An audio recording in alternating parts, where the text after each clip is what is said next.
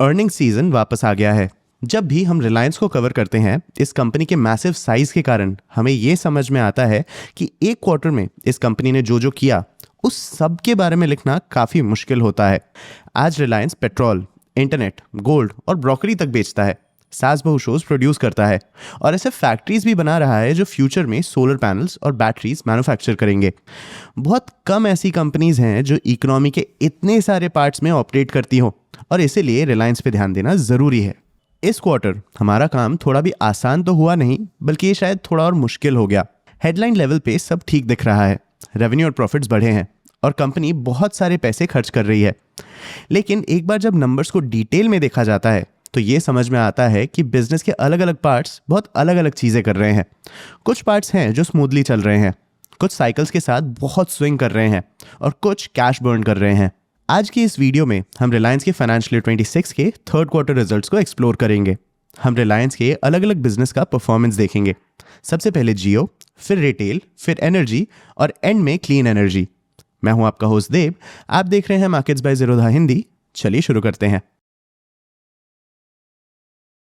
सबसे पहले जियो का परफॉर्मेंस देखते हैं। इस क्वार्टर जियो ने लगभग 90 लाख नए सब्सक्राइबर्स ऐड किए और इसका यूजर बेस 51.5 करोड़ तक पहुंचा। खुद से ये नंबर उतना ज़्यादा इंप्रेसिव नहीं है। इंडिया का मोबाइल मार्केट ऑलरेडी सैचुरेटेड हो चुका है। ऑलमोस्ट हर कोई जो फ़ोन खरीदना चाहता है उसके पास ऑलरेडी एक फ़ोन है। तो अब यूजर्स ऐड करने में फर्स्ट टाइम यूजर्स के किसी नए पूल को एक्सेस करने का कोई मतलब नहीं है। ये ज़्यादा ज़रूरी है कि ये नए यूजर्स कौन है और ये एक ऑपरेटर की जगह किसी और ऑपरेटर को क्यों चुन रहे हैं। इंटरेस्टिंगली, मैनेजमेंट के हिसाब से पिछले साल भर में लगभग सारे नेट न्यू एक्टिव यूजर्स ने जियो सिलेक्ट किया। इसने क्लेम किया कि 100 में से 99 नए यूजर्स ने जियो को चुना। लेकिन इसका मतलब ये नहीं है कि जियो ने पूरा मार्केट अब्सॉर्ब कर लिया है या कंपटीशन का अब कोई मतलब नहीं है। इसका मतलब है कि ये अब एक ऐसा मार्केट बन चुका है जहां ग्रोथ बहुत ज़्यादा स्लो हो चुकी है और जो ग्रोथ हो भी रही है वो बहुत कॉन्सेंट्रेटेड है। इस क्वार्टर जियो का एवरेज रेवेन्यू पर यूजर या आरपू लास्ट ईयर के लगभग 203 रुपीज से 214 रुपीज तक बढ़ा। यूजुअली आरपू टैरिफ हाइक्स के कारण बढ़ता है, लेकिन जियो के केस में ऐसा नहीं है। जियो के यूजर्स अब इसके 5G प्लान्स पे शिफ्ट कर रहे हैं जिनके प्राइसेस पुराने 4G ऑप्शन से ज्यादा हैं। डेटा कंजम्पशन पर यूजर भी बढ़ रहा है और जैसे जैसे लोग ज्यादा डेटा यूज करते हैं तो वो हायर वैल्यू प्लान्स की तरफ शिफ्ट करने लगते हैं। जियो के फिक्स्ड वायरलेस ब्रॉडबैंड कस्टमर्स भी बढ़ रहे हैं, मतलब ऐसे हाउस होल्ड्स जो अपने ट्रेडिशनल होम इंटरनेट की जगह 5G का यूज करते हैं। ये एक टिपिकल मोबाइल ओनली यूजर से ज्यादा रेवेन्यू जनरेट करते हैं। चलिए अब रिलायंस के रिटेल ऑपरेशंस देखते हैं। रिलायंस रिटेल का quarterly revenue year on year लगभग 8% बढ़ा और 97,600 करोड़ रुपीस तक पहुंचा। लेकिन कंपनी का एबिटा लगभग 6,900 करोड़ रुपीस के आसपास फ्लैट रहा। मतलब बिजनेस ज्यादा सेल तो कर रहा है लेकिन इससे ज्यादा पैसे नहीं कमा रहा है। लेकिन रिलायंस रिटेल एग्रेसिवली पैसे खर्च कर रहा है।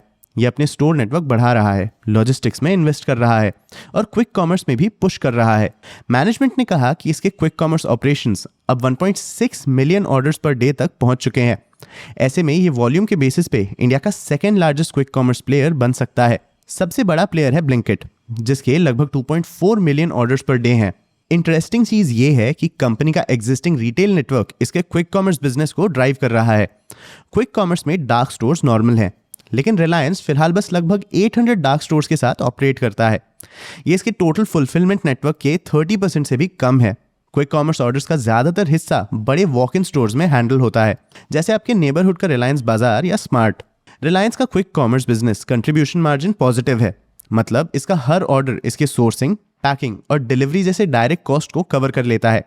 इसका मतलब ये हो सकता है कि बिजनेस का यूनिट इकोनॉमिक्स स्ट्रांग है, लेकिन ओवरऑल प्रॉफिटेबिलिटी अभी तक अचीव नहीं हुआ है। चलिए अब कंपनी के लेगेसी कोर यानी एनर्जी बिजनेस की बात करते हैं। कंपनी का O2C लाइन क्रूड ऑयल लेता है और इससे गाड़ियों के लिए फ्यूल, प्लास्टिक्स और इवन टेक्सटाइल्स और डिटर्जेंट्स के लिए मटेरियल बनाता है। कंपनी का O2C बिजनेस जामनगर में दुनिया के सबसे बड़े रिफाइनरीज में से एक में ऑपरेट करता है। इस क्वार्टर इस बिजनेस के नंबर्स में बहुत इंप्रूवमेंट आया, लेकिन ये इंप्रूवमेंट कंपनी के इंटरनल प्रोडक्टिविटी के कारण नहीं बल्कि ग्लोबल फ्यूल मार्केट्स के कारण आया। मेंटेनेंस या जियोपॉलिटिकल टर्मोइल के कारण इंडिया के बाहर कई रिफाइनरीज या तो बंद हुए, नहीं तो इनके ऑपरेशंस डिस्टर्ब हुए। इससे ग्लोबल सप्लाई शॉर्टेज के कारण रिफाइनिंग मार्जिन्स बढ़े। साथ ही साथ शिपिंग कंस्ट्रेंट्स के कारण फ्रेट कॉस्ट भी बढ़े और वेसल्स की अवेलेबिलिटी कम हो गई। रिलायंस जैसे एफिशिएंट रिफाइनर्स को ऐसे सप्लाई प्रेशर से बहुत ज़्यादा फायदा होता है।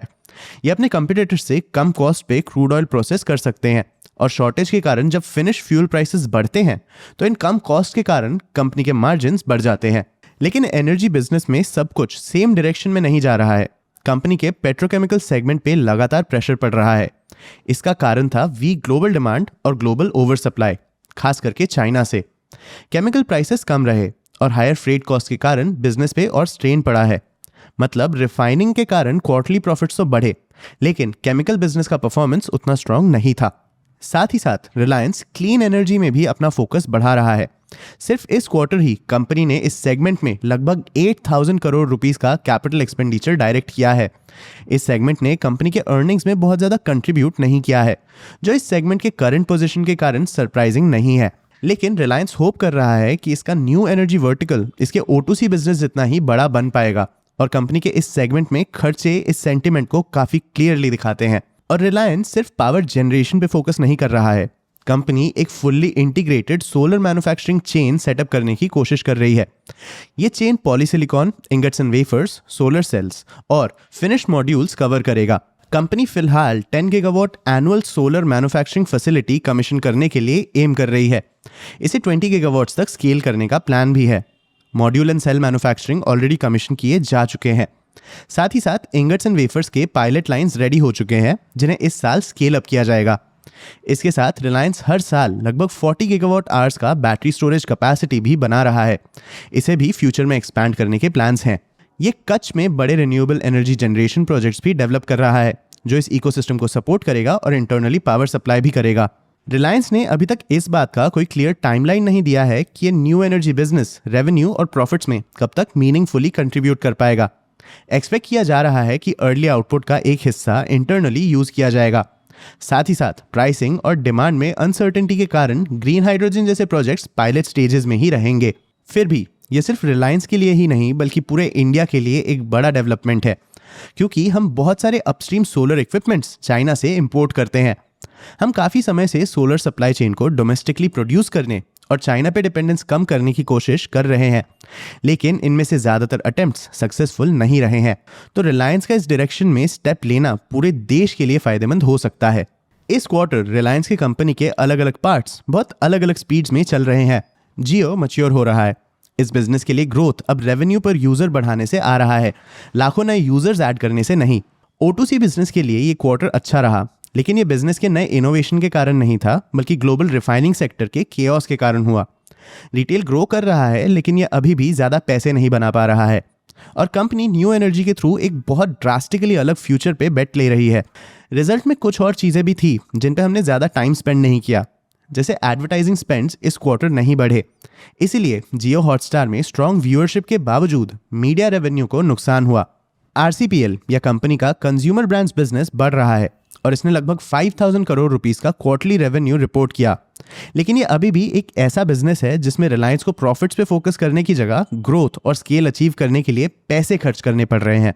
इन छोटे पीसेस से कंपनी का बिग पिक्चर चेंज नहीं होता है, लेकिन ये इस चीज़ का एक क्लियर सिंबल है कि कंपनी एक साथ कितने सारे अलग अलग बिजनेसेस में इन्वॉल्व है। आपको क्या लगता है, क्या रिलायंस का डाइवर्सिफिकेशन इसके लिए एक स्ट्रेंथ है? रिलायंस के इन बहुत सारे नए बेट्स में से कौन सा सक्सेसफुल होगा? अपने व्यूज़ हमें कमेंट सेक्शन में ज़रूर बताना।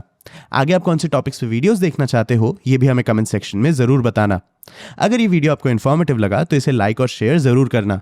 ऐसे ही और वीडियोस के लिए चैनल को सब्सक्राइब भी कर लेना। आज के लिए इतना ही, मिलते हैं अगले वीडियो में।